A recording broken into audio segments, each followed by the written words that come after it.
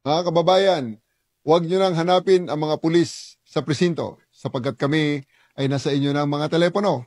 Dial 911, darating kami sa loob ng 5 minuto.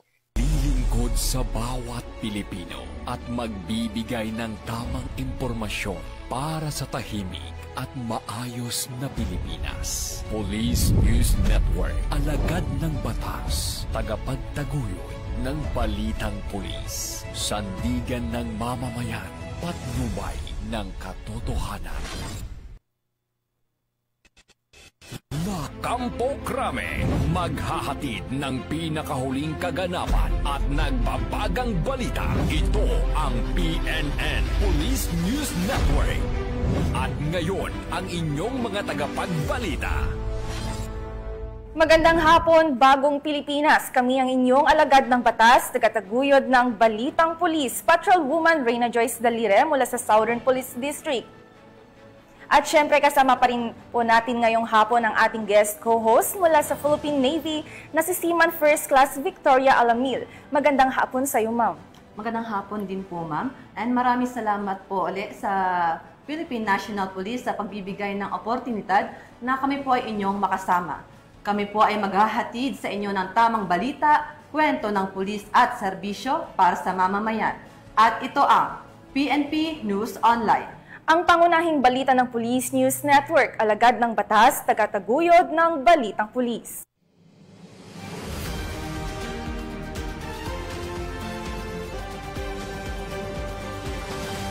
Narito ang mga balitang dapat niyong abangan. Tinatayang 26.4 milyong pisong halaga ng smuggled cigarettes na kumpiska sa checkpoint sa Zamboanga. Binatil yung wanted sa kasong rape, arestado sa Tarlac. At dating miyembro ng NPA sumuko sa otoridad sa Ilocos Norte.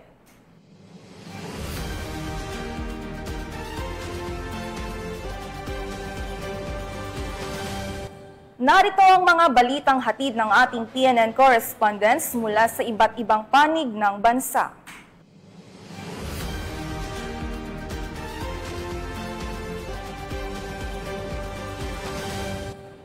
Simulan natin ang balita mula sa bahagi ng Luzon.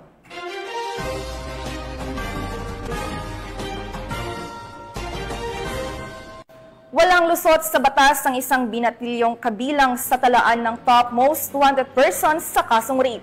Matapos siyang madakip ng mga operatiba ng PNP Highway Patrol Group, Bataan katuwang ang Subic Municipal Police Station sa isinagawang operasyon sa Barangay San Miguel, Tarlac City. Ang kanyang pagkakaaresto ay patunay na walang pinipiling edad o lugar ang batas pagdating sa pagkamit ng hustisya para sa mga biktima. Nakibalita dyan si Patrolman Mark Roland Feliciano. Huli nitong nakarang araw ang isang lalaking nanggahasa sa isang menor de edad sa Barangay San Miguel, Tarlac City. Ito'y bunga ng walang kapagurang operasyon na isinasagawa ng HPG upang masakote ang mga taong may pananagutan sa batas. Pinangunahan nga ng HPG Bataan ang nasabing operasyon sa pangunguna ni Police Captain Christopher Jan Pulgana at sa pamumuno ng kanilang team leader na si Police Major Pepito Chanlyongco. Kasama rin ang mga kapulisan ng Subic Municipal Police Station. Kinilala ang suspect na si Elias Romel, 18 taong gulang na taga Subic, Zambales. Ito nga ang panayam ni Police Major Pepito Chanlyongco sa nasabing operasyon. Pagkakaresto ng akusado ay base sa warrant of arrest issued ni Judge Edwin Q. Torres, presiding judge of the 3rd Judicial Region, Branch 73, Olongapo City. Ang akusado ay kabilang sa most wanted person sa kasong statutory rape with no recommended bail. At siya ngayon kasalukuyang nakapiit sa Subic LPS Detention Facility. Ang HPG ay patuloy nagsasagawa ng operasyon tulad ng aming mandato na pinaiting ang aming operasyon, anti-carnapping, anti-hijacking, anti-highway robbery at mga lumalabag sa traffic violation upang hulihin, ang may mga pananagutan sa batas. Hindi na nga pumalagpa ang suspect at binasahan ito ng kanyang karapatan sa salitang kanyang nauunawaan at ngayon ay pansamantalang nasa kustodiya ng Subic Municipal Police Station para sa dokumentasyon at tamang disposisyon habang inaantay ang pagharap nito sa korte. Sa anumang katanungan, reklamo o impormasyon, ang himpilan ng Highway Patrol Group ay palaging bukas upang kayo'y tulungan. Kami ang Guardian of the Highways, ang kakampi nyo sa kalsada na patuloy na magbibigay ng serbisyong HPG dahil dito sa ating bagong Pilipinas, ang gusto ng pulis, ligtas ka. At sa iba pang balitang serbisyong HPG, tumutok lamang sa aming YouTube channel at Facebook page na Police News Network. Mula sa tanggapan ng kakampi nyo sa kalsada, ako po si Patrolman Mark Roland Feliciano para sa Police News Network. Alagad ng batas, tagataguyod ng balitang pulis. Maraming salamat, Patrolman Feliciano. Dahil sa determinasyon ng pambansang pulisya na sugpuin ang iligal na droga sa bansa, tinatayang 1 milyong piso halaga ng shabu ang nasamsam mula sa 3 high-value individual sa isinagawang buy-bust operation sa Barangay 199 Lungsod ng Pasay. Patrolwoman Meritoni Vevas sa report. Inaresto ng operatiba ng Southern Police District Drug Enforcement Unit ang 3 bagong nakilalang high-value individual sa isang buy-bust operation na isinagawa bandang alas 7 ng gabi nitong Lunes sa Barangay 199 Lungsod ng Pasay. Ang mga naarestong sospek ay nakilala na sina alias Tol, 25 taong gulang, alias Jertrex, 34 taong gulang at si alias Samad, 38 taong gulang. Successful po yung kinandak na buy-bust operation ng aming mga operatiba matapos ang mahigit 2 linggong pag-casing and surveillance sa suspect.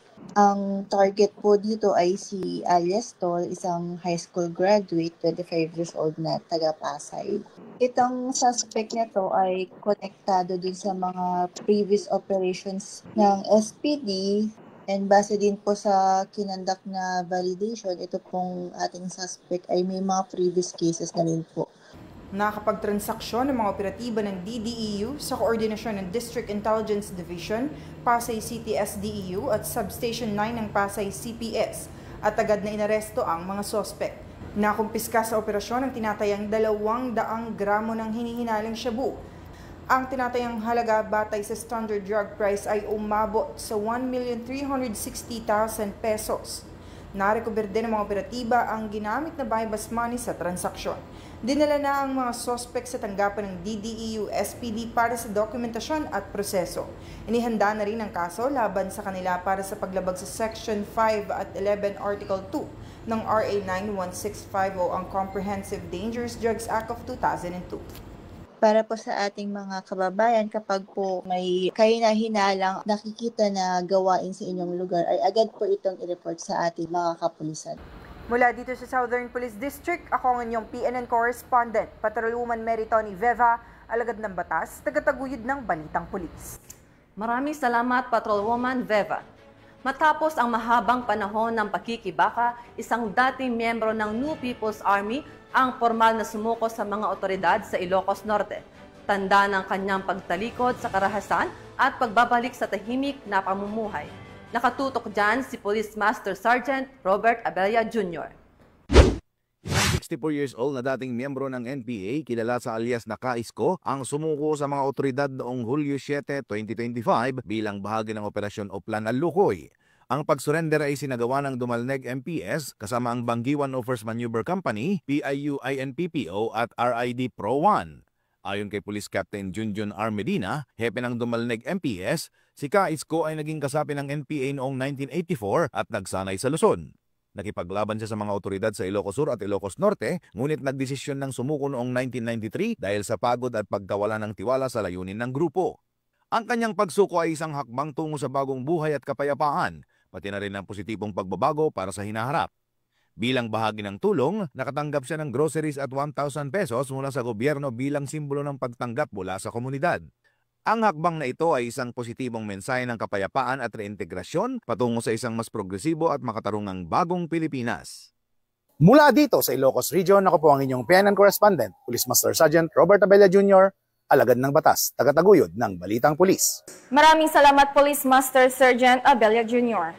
Nasamsam ang mahigit 100,000 pisong halaga ng shabu habang naaresto naman ang suspect sa isinagawang buy-bust operation ng PNP sa Limay, Bataan. Tunghayan ng report mula kay Patrolwoman Janice Bulahaw. Natimbog ang isang drug suspect matapos ang ikinasang bypass operation ng mga operatiba ng Limay Municipal Police Station at Bataan Provincial Drug Enforcement Unit sa Barangay Lamao, Limay, Bataan. Ayon kay Police Colonel Marites A. Salvadora, Provincial Director ng Bataan Police Provincial Office, nakumpiska mula sa suspect ang itinatayang 25 gramo ng hininalang shabu na may standard drug price na 170,000 pesos. Kasunod ng pagkakaaresto, agad na dinala sa kustodiya ng Limay Municipal Police Station ang suspect at ang mga ebidensya para sa kaukulang dokumentasyon at disposisyon. Haharap ang naarestong suspect sa kasong paglabag sa Section 5 at 11 ng Article 2 ng Republic Act 9165 o mas kilala bilang Comprehensive Dangerous Drugs Act of 2002. Patuloy ang pinaigting na kampanya ng Bataan Police Provincial Office laban sa ilegal na droga bilang suporta sa direktiba ng pamahalaan tungo sa ligtas at maayos na pamayanan. Mula dito sa gitnang Luzon, ako ang inyong PNN correspondent, Patrolwoman Janice Bulahaw, alagad ng batas, tagataguyod ng Balitang Pulis. Maraming salamat, Patrolwoman Bulahaw.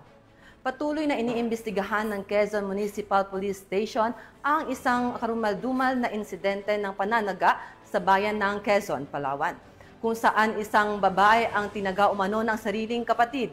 Yan ang tinututukan ni Patrolwoman Ferlyn Joy Cawile.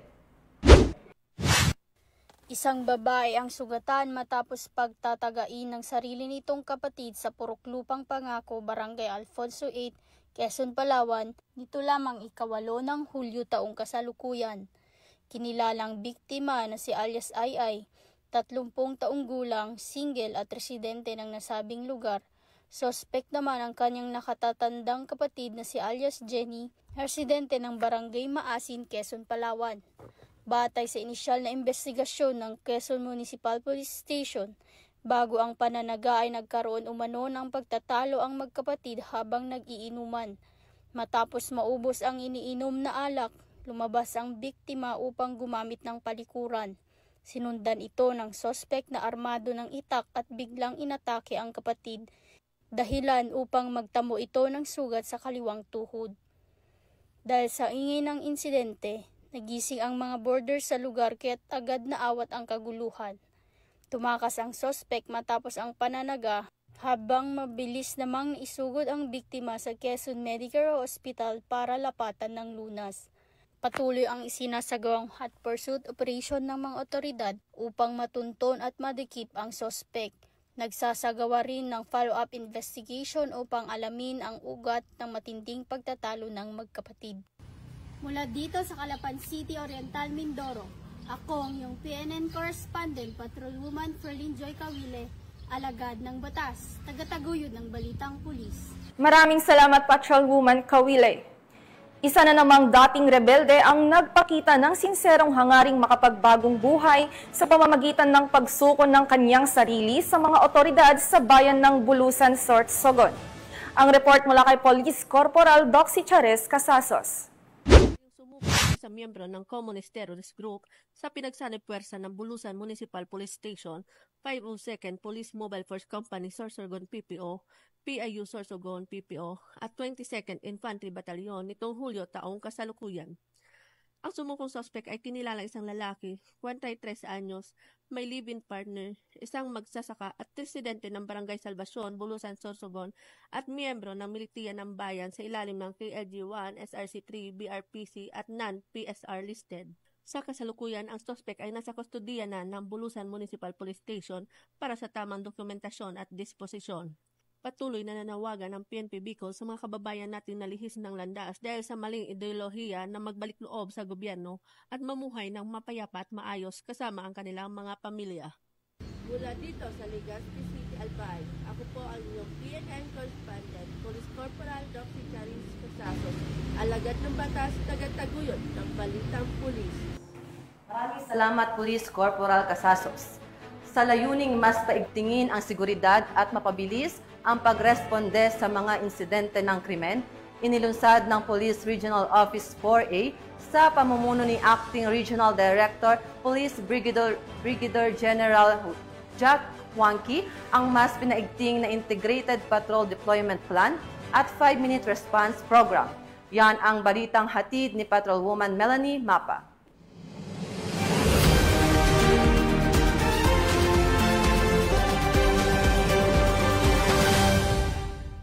Isinusulong ngayon ng Police Regional Office 4A sa ilalim ng pamumuno ni Police Brigadier General Jack Wangki ang kanilang mas pinaigting at mas sistematikong deployment plan. Kasunod ng direktiba mula kay Chief PNP, Police General Nicolas Torre III. Layunin nito na mas mapaigting ang serbisyo ng kapulisan sa mamamayan sa pamamagitan ng tamang paglalagay ng mga pulis sa mga lugar na may mataas na bilang ng insidente at krimen.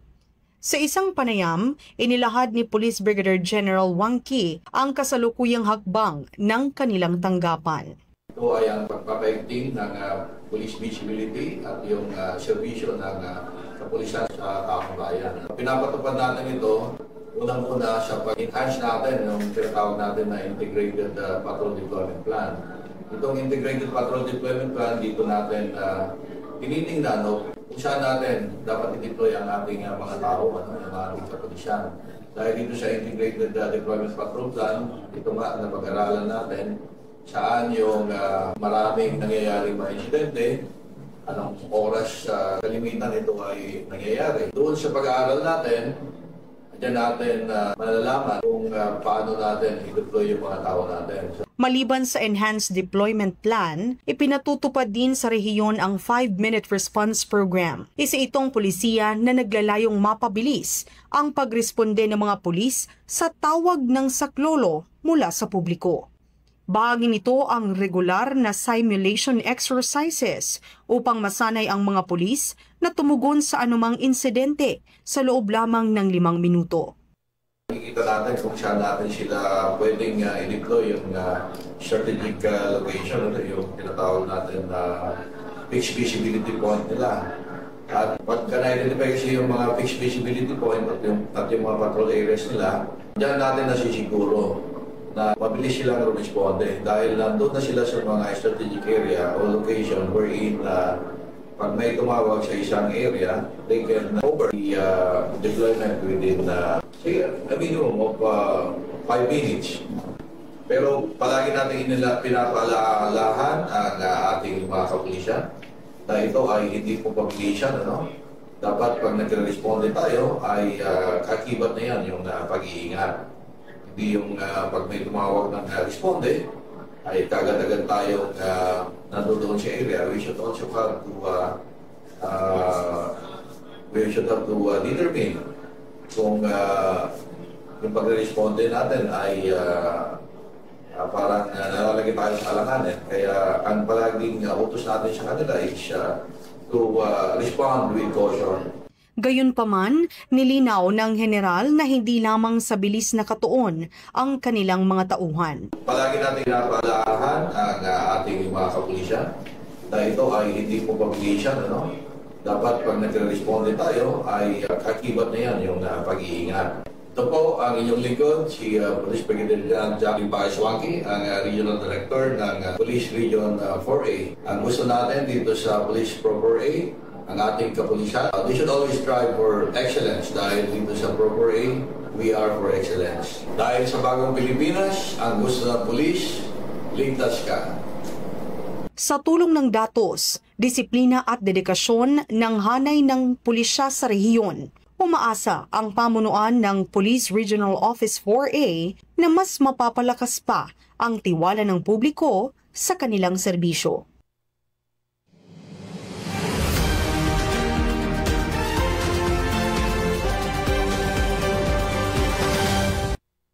Tunghayan naman natin ang mga balita mula sa Visayas.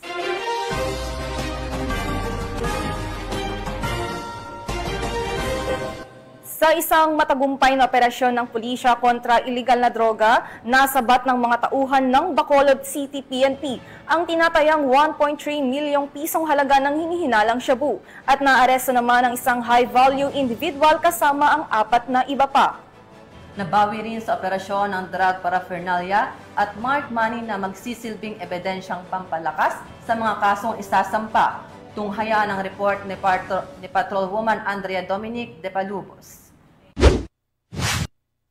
Timbog ang isang high-value individual at 4 nitong kasamahan sa ikinasang drug bypass operation ng mga tauhan ng Bacolod City Police Office City Drug Enforcement Unit sa Purok Lubi, Barangay 3, Bacolod City nito lamang ika-9 ng Hulyo taong kasalukuyan. Kinilala ni Police Lieutenant Colonel Antonio Benitez Jr., hepe ng City Drug Enforcement Unit, ang mga sospek na sina alias Tantan, 21 taong gulang, alias Negro, 37 taong gulang, alias Jonathan, 22 taong gulang, alias Justin, 29 na taong gulang, at alias Tiob, 32 taong gulang at mga residente ng nasabing lugar. Nakuha sa pag-iingat ng mga sospek ang humigit kumulang 200 gramo ng hinihinalang shabu na may standard drug price na tinatayang 1,360,000 piso. Kasalukuyang nasa kustudiya na ng pulisya ang mga sospek para sa tamang dokumentasyon at haharap sa kasong paglabag sa RA 9165 o ang Comprehensive Dangerous Drugs Act of 2002. Ang matagumpay na operasyong ito ay patunay ng matibay na dedikasyon at mas pinaigting na kampanya laban sa iligal na droga. Ito ay sumasalamin sa kanilang adhikain na naglalayong linisin ang lungsod mula sa iligal na droga at tiyaking ligtas ang bawat mamamayan. Hinihimok din ng kapulisan ang kooperasyon ng bawat mamamayan sa paghahatid ng impormasyon upang mas mapabilis ang pagtugis sa mga sangkot sa iligal na droga. Dahil sa bagong Pilipinas, ang gusto ng pulis, ligtas ka. Mula dito sa Police Regional Office 6, ako ang inyong Police News Network Correspondent, Patrolwoman Andrea Dominic de Palubos, alagad ng batas, tagataguyod ng balitang pulis. Maraming salamat, Patrolwoman de Palubos. Sa kulungan ang kinahantungan ng isang high-value individual matapos maaresto sa bisa ng ikinasang buy-bust operation ng mga operatiba sa lungsod ng Cebu kung saan nasamsamang mahigit 300,000 pisong halaga ng hinihinalang shabu. Patrolwoman Annalyn Canoog, ibalita mo. Nasabak ng mga kapulisan ng Cebu City ang higit 374K na halaga na hinihinalang shabu mula sa isang high-value individual sa sinagawang buy-bust operation sa Sitio Bato, Barangay Ermita, Cebu City noong 8 ng Hulyo sa taong kasalukuyan. Kinilala ni Police Major Tom Ed L. Taghuy II, Station Commander ng Police Station 5, Cebu City Police Office, ang high-value individual na suspect na si alias Iton, 20 anyos, residente ng Sitio Ermita Proper, Barangay Ermita, Cebu City. Batay sa ulat, bandalas 12:15 ng hating gabi ng kinasa ng mga operatiba ang buy-bust operation na nagresulta sa pagka-arresto ng naturang suspect at pagkasabat ng 12 pakete na hinalang shabu may timbang na 55.1 na gramo at may standard drug price sa 374,680 pesos, buy-bust money at coin purse. Samantala, kasalukuyang nasa kustodiya ng Police Station 5, Cebu City Police Office, ang suspect at mahaharap sa kasong paglabag sa RA 9165 o ang Comprehensive Dangerous Drugs Act of 2002. Ako po si Police Major Tom Ed II L. Taghoy, Station Commander ng Carbon Police Station 5, Cebu City Police Office, na muling nagpapaabot ng isang taus-pusong paalala sa ating komunidad. Umiwas po tayo sa paggamit at lalong-lalo na sa pagbebenta ng iligal na droga. Ang masamang epekto ng iligal na droga ay hindi lamang sumisira sa kinabukasan ng isang individual, kundi pati na rin sa kapayapaan at kaayusan ng buong komunidad. Hindi po kami magdadalawang isip na magsagawa ng mga mas pinaigting na operasyon laban sa mga sangkot sa ganitong gawain. Ang inyong kapulisan ay hindi magsasawang ipagtanggol ang aming nasasakupan laban sa iligal na droga dahil ang isang malinis at ligtas na pamayanan ay tungo sa mas maunlad na kinabukasan. Makipagtulungan po tayo kung may nalalaman kayong impormasyon ukol sa iligal na droga, huwag po tayong mag-atubiling magsumbong sa aming himpilan. Ang kapulisan ng Cebu City patuloy sa pagpapaigting ng kanilang kampanya kontra iligal na droga. Ito ay linsunod sa pangunahing prioridad ng pamahalaan na labanan ang mga sindikato ng droga sa pamamagitan ng pagpigil sa kanilang mga iligal na aktibidad at pagbuwag sa kanilang mga operasyon. Mula dito sa Cebu City, ako ang iyong Police News Network Correspondent, Patrolwoman Annalyn N. Canoog, alagad ng batas, tagataguyod ng balitang pulis. Maraming salamat, Patrolwoman Canoog. Narito naman ang mga balita mula sa bahagi ng Mindanao.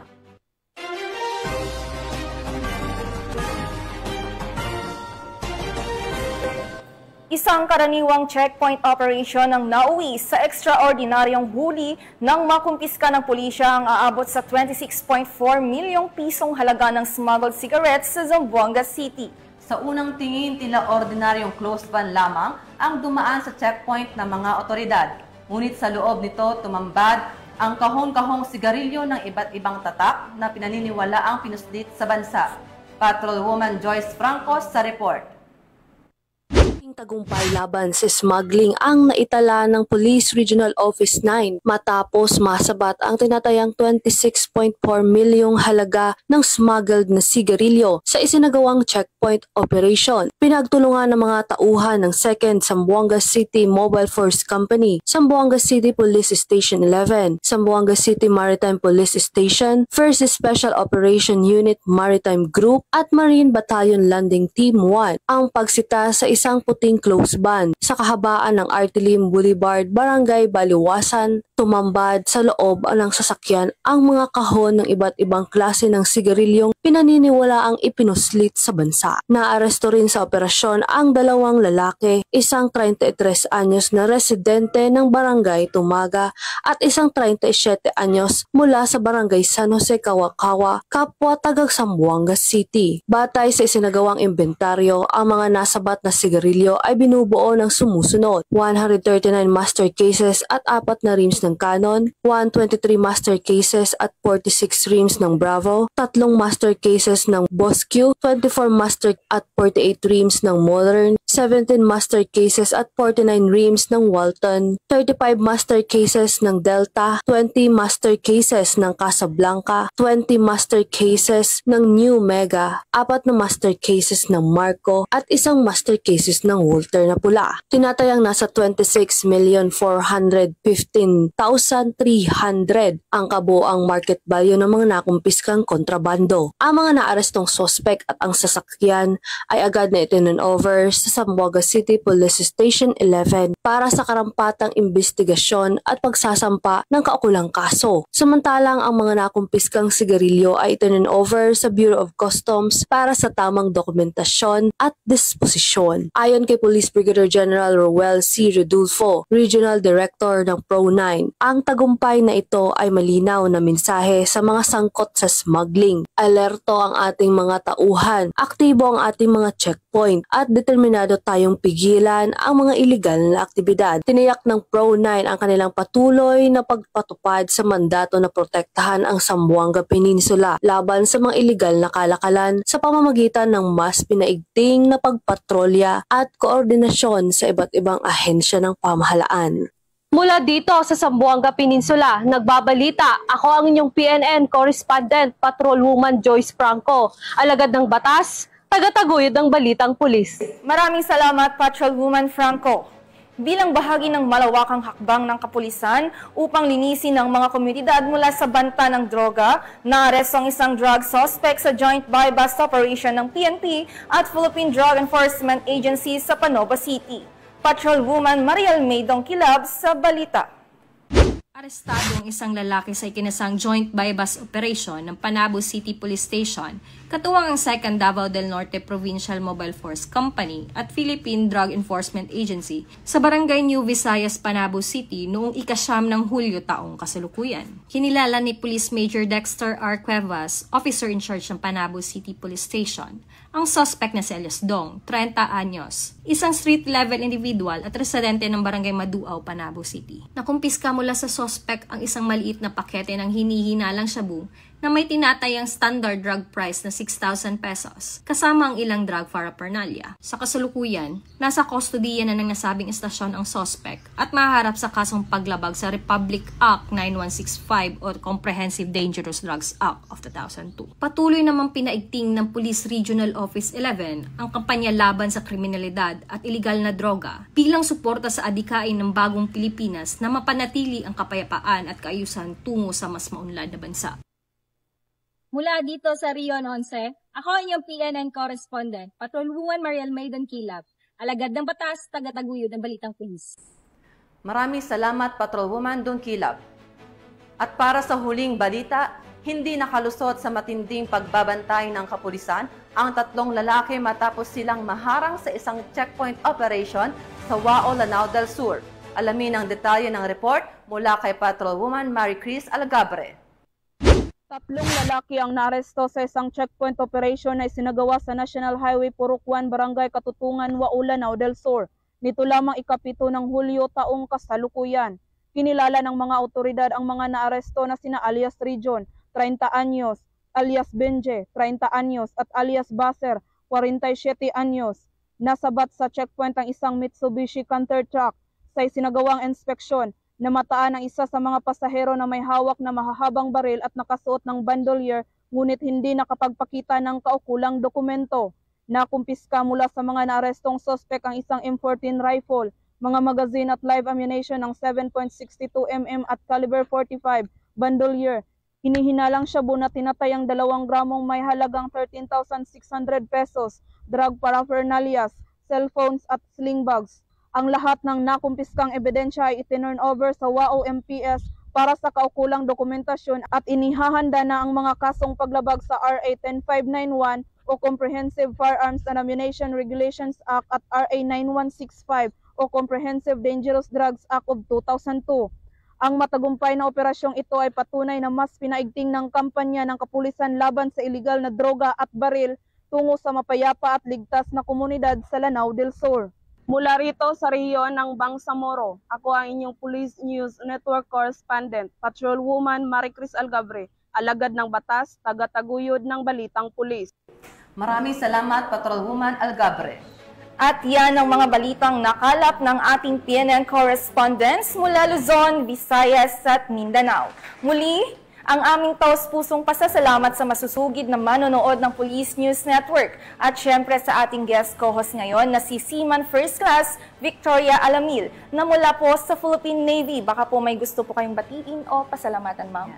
Maraming salamat din po, ma'am. Nais ko rin pong batiin ang aming Flag Officer in Command, Vice Admiral Jose Ma Ambrosio, Q. Espeleta, Philippine Navy, at ang aming CMOG PN Commander, Captain Gregory Gerald V. Fabic, Philippine Navy General Staff Corps, ang aming Deputy Commander CMOG PN, Colonel Niloy Hapston, Philippine Navy Marines General Staff Corps, at syempre ang aming Acting Chief of Staff at Commandant CMO School, Commander Lady Chatterley I. Alvaros, Sumbiling, Philippine Navy.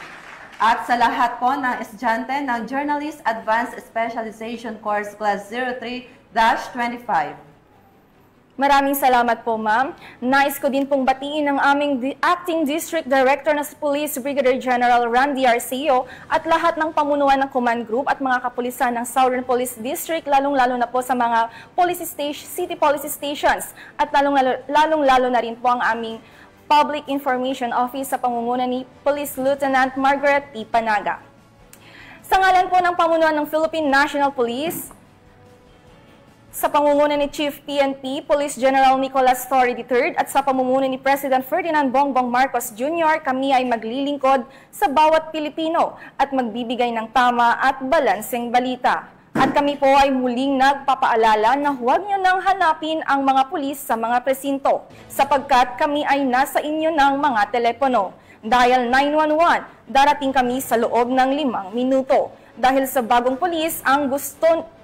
Pilipinas, ang gusto ng pulis, ligtas ka.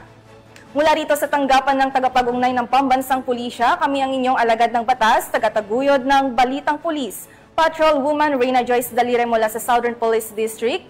At ako naman po si Seaman First Class Victoria Alamil, Philippine Navy, maghahatid ng tamang balita, kwento ng pulis at serbisyo para sa mamamayan. At ito ang PNP News Online, ang pangunahing balita ng Police News Network.